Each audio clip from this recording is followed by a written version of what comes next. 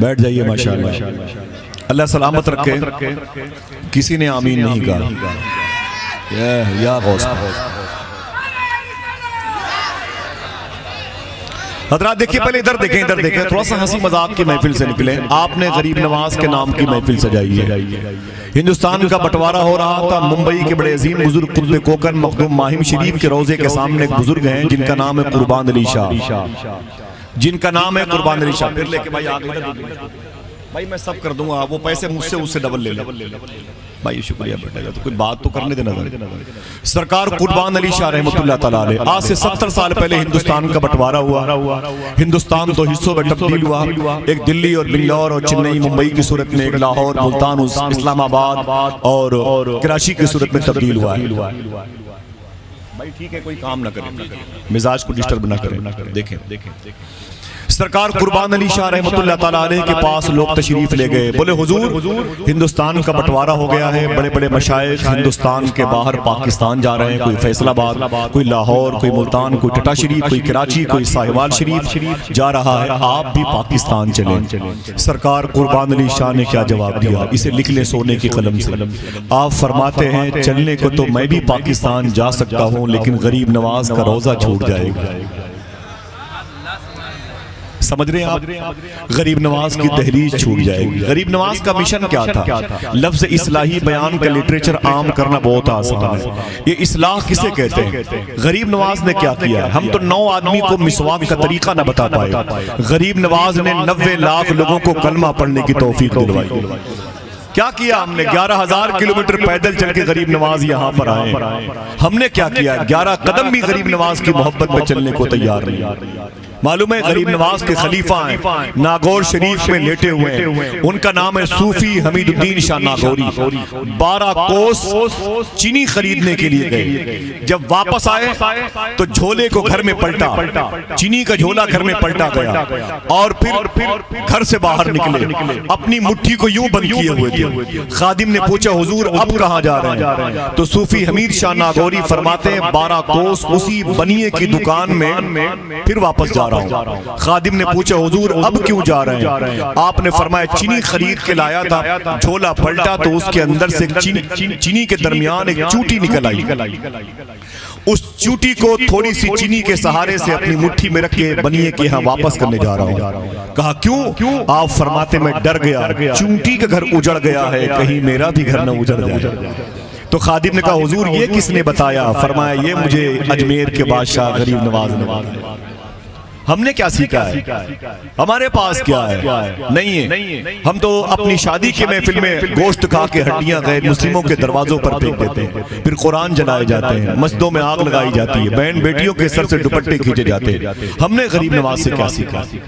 دعا کرو اللہ ہمیں غریب نواز کی محبت میں رچ بس کی زندگی گزارنے کی توفیق عطا فرمائے. آمین کہہ دو محبت کے ساتھ. یہ غریب نواز کے نام کی محفل ہے. غریب نواز کا مشن زندہ رہے گا. غریب نواز کا قانون زندہ رہے گا. معلوم ہے آپ کو آج اختلافات کا ماحول ہے. ہمیں ابھی شعور نہیں ہے. ہم تو پولیس ڈپارٹمنٹ میں بڑی تعداد میں رہتے ہیں یہاں کے لوگ. ہمیں پتہ نہیں ہے آنے والے دنوں میں مساجد سے مینار اتارے جائیں گے.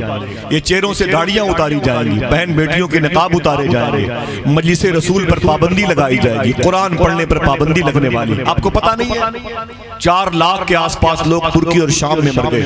18 لاکھ لوگ بغداد شریف میں مارے گئے. 16 لاکھ لوگ اب تک ملک شام کے مر چکے ہیں. آپ کو خبر ہے؟ کچھ پتا ہے نہیں, بس ہم زندہ ہیں تو پوری کائنات زندہ ہے. ایسا نہیں ہے. وہ اسلام جو غریب نواز لے کے آئے اسے فالو کریں. وہ اسلام کیسا تھا؟ اجمیر شریف کے قریب کے ہندو بھائیوں نے کہا غریب نواز سے اے میرے آقا آپ کے مرید کے خادم التمش بادشاہ نے کسانوں کے لیے مشکل پیدا کر دیا. کہا وہ کیا؟ کہا اس نے کھیتوں میں جو اناج پیدا ہوتا ہے اس کی قیمت بڑھا دی ہے, لگان کی قیمت بڑھا دی ہے. غریب نواز سرکار آپ ایک کاغذ پہ لکھ کے دے دیں قیمت کم کر دوں, قیمت کم کر دو, لکھ کے دے دے. غریب نواز سرکار فرماتے ہیں اے اجمیر کے قریب کے ہندو بھائیوں تم واپس چلے جاؤ, میں خود التمش بادشاہ سے بات کروں گا. ہندو بھائیوں نے کہا حضور نہ آپ ایسا نہ کریں, آپ ایک کاغذ پہ لکھ کے دے دیں, ہم خود دلی چلے جائیں گے. غریب نواز نے جملہ کہا تھا سمجھنا مشکل ہے. فرماتے ہیں معین الدین میں ہوں کہ تم ہو؟ نہیں سمجھ میں آیا.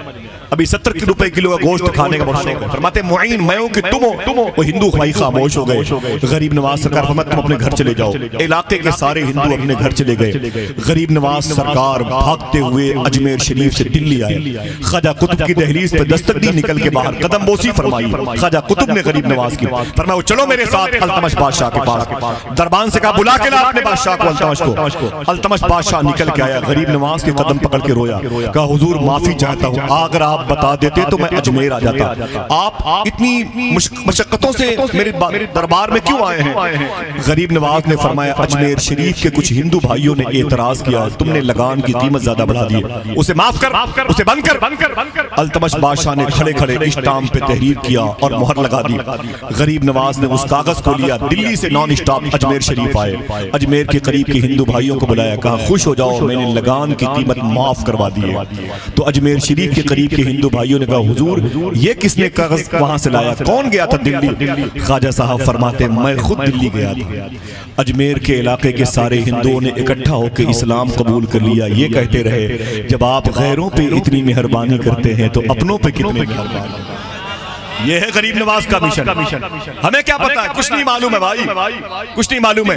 یہی پنجاب کے لوگ غریب نواز کی بارگاہ میں آئے, 4 جمعرات لگاتار آئے, 5ویں کو بند کر دیا آنا. تو خواجہ صاحب نے کہا آپ لوگ آتے کیوں نہیں بھائی, بیچ میں کافی ناغہ ہوا ہے. تو پنجاب کے ہندو بھائیوں نے کہا آنے کی خواہش ہے لیکن آپ کے ہاں گوشت بہت بنتا ہے, ہمیں گوشت سے بڑی الرجی ہے. خواجہ صاحب نے بنایا باورچی خانے کی انچارج, خبردار اب جمعرات کو بریانی میں گوشت نہ بنانا, میرے ہندو بھائیوں کو تکلیف ہوتی ہے. 3 جمعرات نہیں گزرا کہ پنجاب سے آنے والے سارے ہندو بھائیوں نے اسلام قبول کر لیا. کہا جو غریب نواز غیروں سے اتنی محبت کرتا ہے وہ اپنوں سے کتنا پیار. یہ مشن کاش ہمارے ملک میں عام ہو جائے. یہی مشن, یہی تاکید, یہی آئین, یہی آرٹیکل, یہی قانون ہندوستان میں چل سکتا ہے جو غریب نواز کا ہے. دعا کرو اللہ ہمیں خدمت کرنے کی توفیق عطا فرمائے. آمین کہو, دل سے آمین کہو. یہ ضروریات زندگی سے ہے. بڑے ادب اور احترام کے ساتھ میں شاعر اسلام جناب سیف رضا کانپوری کو آپ کے حوالے کروں گا. آپ بیٹھے رہیے گا, بس دل سے سبحان اللہ کہتے رہیے گا. اللہ آپ کو نیکیوں کی سوغات عطا فرمائے گا. نعت پڑھا کرے, نعت سنا کرے, نعت یاد کر لے. کوئی ذمہ داری نہیں کہ جو کانپور سے آئے وہی نعت پڑھے, یہ کوئی ذمہ داری خدا کی قسم نہیں ہے. اگر یہ قرآن ہوتا تو میں اپنے سر پہ رکھ کے بولتا. میرا دوست ہے دلی میں ہونڈئی کمپنی میں کام کرتا ہے, بغداد شریف کا میرا ساتھی ہے. وہ غیر عالم نہیں ہے لیکن اسے ایک نعت کا شعر یاد ہے, ایک نعت کا شعر, بڑی پوسٹ پر ہے, ایک نعت کا شعر یاد ہے. جب میں بغداد شریف گیا بعد میں واپس آیا تو مجھ سے اس نے کہا روتے ہوئے آصف بھائی ایئرپورٹ قریب, میں نے 3 دن پہلے مدینے والے آقا کو خواب میں دیکھا ہے. آپ سبحان اللہ بھی نہیں کہہ سکتے, لطیفے سننے کی خواہش ہے. وہ کہتا ہے میں نے حضور کو خواب میں دیکھا, میں اس کے قدم پہ گر پڑا. میں نے کہا یہ بتا تو نے کیا دیکھا؟ تو کہتا ہے ایک برج پر حضور کھڑے تھے. جب حضور کے قریب میں ہوا تو میں نے وہ شعر جو پوری زندگی پڑھا ہے, ایک شعر وہ پڑھتا ہے بس خالی. وہ شعر کیا ہے؟ وہ کہتا ہے تیرے قدموں میں جو ہے غیر کا منہ کیا دیکھا, کون نظروں میں جچے دیکھ کے طلبہ تیرا. کہا جیسے میں حضور کے قریب گیا, حضور نے مجھے اور قریب بلایا, میری پیشانی کا بوسہ دیا. حضور نے میری پیشانی کا بوسہ دیا اور پھر میری نظریں جھکی حضور کے قدم پہ. تو جیسے قدم ناز مصطفیٰ کو میں نے دیکھا تو میرا دوست عمران کہتا ہے کہ آصف بھائی وہ شعر مجھے یاد آ گیا, تیرے قدموں میں جو ہے غیر کا منہ کیا دیکھے, کون نظروں میں جچے دیکھ کے طلبہ تیرا. تو حضور نے میرے سر کو اٹھایا اور اپنے قدموں کی طرف اشارہ کر کے فرمایا میرے قدموں میں جو ہے غیر کا منہ کیا دیکھا. ایک شخص نے ادارے میں تعلیم حاصل نہیں کی, آپ کے درمیان بیٹھتا رہا, کلین شیف ہے, لیکن حضور کی نعت کا اسے ایک شعر یاد ہے. اس ایک شعر کے جلوے کتنے ہیں, خواب میں اس نے حضور کا دیدار کر لیا. کیا دقت ہے آپ کے لیے, کیا پریشانی؟ حضور پر درود پڑھنے میں, نعت پڑھنے میں, نعت سننے میں کیا دقت ہے؟ دعا کرو میرے بھائیوں کی وہ مبارک رقمیں جو اس ادارے کے آنگن میں ہونے والے جلسے میں خرچ ہو رہی ہیں, اللہ اسے قبولیت کا جامع عطا فرمائے. آمین کہہ دیں. بڑی خوبصورت آواز ہے, جو قلم ہے تو کرم ہے ورنہ اس عمل کے لیے جبریل کے پر آتے ہیں. حضرات یہ نعتیہ شاعری ہے اور میں یہ سمجھتا ہوں کہ اتنی محبت کے ساتھ اگر کوئی مجلس سجائے تو پھر اتنی ہی محبت کے ساتھ نعت پڑھنے والا بھی مائک پر آئے, اور جب کوئی حضور کی باتیں اس قدر ڈوب کر کے کرے تو پھر آپ جیسے سامعین کی ضرورت محسوس ہوتی ہے. مجھے یقین ہے کہ اب بھائی شہنواز حسان صاحب اس کلام کو ہندوستان کے جس مجلس میں پڑھیں گے وہاں انہیں آپ کی یاد ضرور آئے گی انشاءاللہ. آپ حضرات لائقی مبارکباد ہیں کہ اس وقت آپ قائد اہل سنت علامہ ریاض احمد صاحب اللہ شمسی دیگر علماء اور مشائخ کی جو بھیڑ دیکھ رہے ہیں، دیگر تمام تر نوجوان بزرگوں کو منبر شریف پر دیکھ رہے ہیں، ان کے درازی عمر کی دعا کرتے ہوئے آپ نے دیکھا کہ ایک بہت ہی مشہور اور تقریباً اپنی عمر اور قد سے بڑی شہرت مبارکہ حاصل کرنے والا وہ لہجے وجود مقبول یہاں پر آیا، جس کو دنیا حافظ احادیث کثیرہ حضرت علامہ شاہ غلام ربانی صاحب قبلہ نشتر مظفر پور ثم الہ آبادی کے نام سے جانتی ہے۔ یہ کام ادھر بھی کر لیں ذرا سا، جی ادھر کر لیں، ادھر کر دیں کچھ فروئی کام، ہم بھی کہیں ذہنوں کے اپج میں نہ گرفتار ہو جائیں۔ حضرات جتنے لوگ کھڑے ہیں میں ان کو مبارکبادیاں پیش کر رہا ہوں کہ انہوں نے اپنی ماں کی دعاؤں کے سائبان کے نیچے جو دن گزارے ہیں اس کا حق ادا کر دیا ہے۔ اگر مائیں اچھی نہیں ہوتی تو ان کی اولادیں اچھی نہیں ہوتی، اگر گھر آنگن میں تہذیب و ثقافت کا اصول نہیں ہوتا تو آپ کے اندر عشق رسول نہیں ہوتا۔ خدا کی قسم یہ بھیک مانگ کر کے کمیٹی والوں کا پیسے جمع کرنا پورے سال اور پھر ایک رات غریب نواز کے نام پہ لٹانا، یہ عام بندوں کا کام نہیں ہے، یہ تو توفیق پانے والے مقبول انسانوں کا کام ہے، جن کے گھر آنگن کی تہذیب و ثقافت و لسانیات کا تعلق مذہبیات سے ہوتا ہے، ان کی ہاں یہ چیزیں دیکھنے کو ملتی ہیں۔ سرکار بابا فرید گنج شکر جن کے شیخ کا ذکر ہوا خواجہ قطب الدین بختیار کاکی، جن کے مرید کا ذکر ہوا سرکار محبوب الہی، سرکار بابا فرید کہاں پر ہندوستان کے پڑوس میں پاکستان میں پنجاب صوبہ ہے، لاہور سے 250 کلومیٹر کے فاصلے پر ایک شہر جسے پاک پٹن کہتے ہیں، جہاں سے قریب میں صاحبال شریف ہے، بڑے عظیم بزرگ جہاں لیٹے ہوئے ہیں۔ یہ وہ زمین ہے جس کے بارے میں شاعر نے کہا تھا کچھ ایسے رابطے ان سے شدید ہو گئے ہیں کہ ہم لڑے بھی نہیں اور شہید ہو گئے ہیں، کبھی جو وقت ملے ان کے پاس بیٹھا کر جو لوگ عشق میں بابا فرید ہو گئے ہیں۔ حضرات بابا فرید گنج شکر نے اپنی ماں سے ایک بات کہی تھی، اپنی ماں سے ایک بات کی، آپ توجہ رکھیں گے میں لطائف نہیں پڑھ سکتا، ترکی اور شام میں زلزلے کی وجہ سے کئی لاکھ اموات کے اعلانات ہو رہے ہیں، تو میں کیا لطیفے سناؤں آپ کو، خود لطیفہ بن گیا ہوں میں، سنیں میری بات کو۔ بابا فرید گنج شکر نے اپنی ماں سے کہا میری ماں آج تیرے فرید بیٹے کا اتنا بڑا اسٹیٹس ہے، جو اسے دیکھتا ہے وہ اسلام قبول کر لیتا ہے۔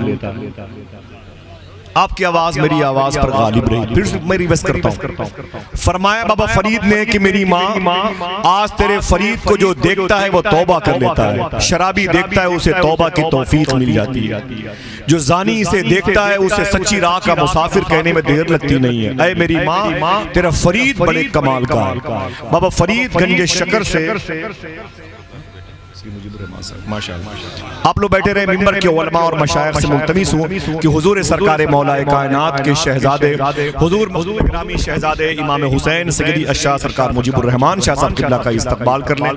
نعرہ تکبیر، نعرہ رسالت، خاندان مولا کائنات، ہاتھوں کو اٹھائیں، خاندان مولا کائنات، فرزند مخدوم کائنات، بڑے ادب اور احترام کے ساتھ حضور کے آل اولاد کے قدم کے نقوش کو اپنے لیے منزل عشق تصور کرتے ہوئے میں میاں حضور کے آنے پر حضرت کے والد مخدوم کے آنے کا احساس اپنے اندر پیدا کر رہا ہوں۔